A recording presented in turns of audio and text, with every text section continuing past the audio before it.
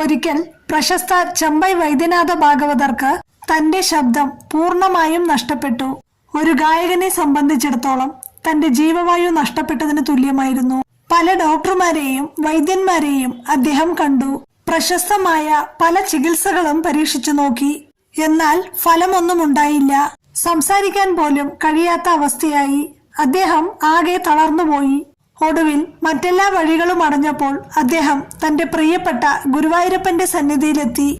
അവിടെ ഇരുന്ന് കണ്ണുനീരോടെ ഭഗവാനോട് പ്രാർത്ഥിച്ചു.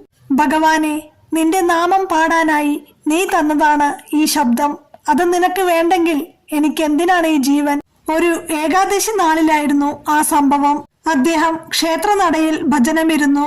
ദിവസങ്ങൾ കടന്നുപോയി. ഒരു ദിവസം ഉറക്കത്തിൽ അദ്ദേഹത്തിന് ഒരു സ്വപ്ന ദർശനമുണ്ടായി. സാക്ഷാൽ ഗുരുവായൂരപ്പൻ തന്റെ അരികിൽ വന്ന് അനുഗ്രഹിക്കുന്നതായി അദ്ദേഹം കണ്ടു. പിറ്റേന്ന് രാവിലെ ഉറക്കമുണർന്ന ചെമ്പൈ സ്വാമി അറിയാതെ തന്നെ നാരായണ എന്ന് ഉറക്കെ വിളിച്ചുപോയി.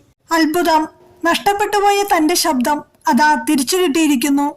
പഴയതിനേക്കാൾ തെളിച്ചമുള്ള ഗാംഭീര്യമുള്ള ശബ്ദത്തിലാണ് അദ്ദേഹം പിന്നീട് പാടിയത്.